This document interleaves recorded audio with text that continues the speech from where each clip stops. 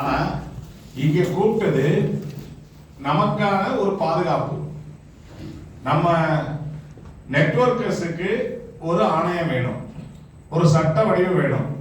தைரியமா தெம்பா நான் ஆடிட்டர் இல்ல நான் லாயர் அப்படின்னு சொல்ற மாதிரி நான் நெட்வொர்க்கர் அப்படின்னு சொல்ற கெத்து வேணும். அதுக்காக தான் இன்னைக்கு 17 வருஷமா போராடிட்டு இருக்காங்க மனோகர் சார். அவருக்கு ஒரு பாராட்டு கொடுத்துடலாமா? ஏன்னா எல்லாருமே நிதி நிறுவனங்கள்ல இன்னைக்கு பணம் போடுறோம். எதுனா பேராசை, குயிக் மணி.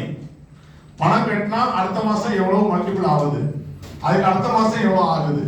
இன்னைக்கு எல்லாருடைய மனநிலையும் இதுதான், வேலையே செய்யக்கூடாது, பணம் வரணும். அப்ப வேலையே செய்யாம பணம் வந்தா, அதுவும் அதிகமா வந்தா எவ்வளவு நாளைக்கு அந்த பணம் இருக்கும், எவ்வளவு நாளைக்கு தர முடியும், அதை யாரும் யோசிக்கிறது இல்லை. ஆனா பணம் போன பிறகு யாரும் வெளியே சொல்றது இல்லை. ஏமாந்தவங்க தப்பான முடிவு எடுத்துக்கிறாங்க. ஒண்ணு ஊரை விட்டு போறாங்க, இல்ல உலகத்தை விட்டு போறாங்க. யார் பணத்தை? நம்ம பணத்தையே நம்ம கொடுத்துட்டு. அந்த மாதிரி முடிவெடுத்த மத்தியில 2009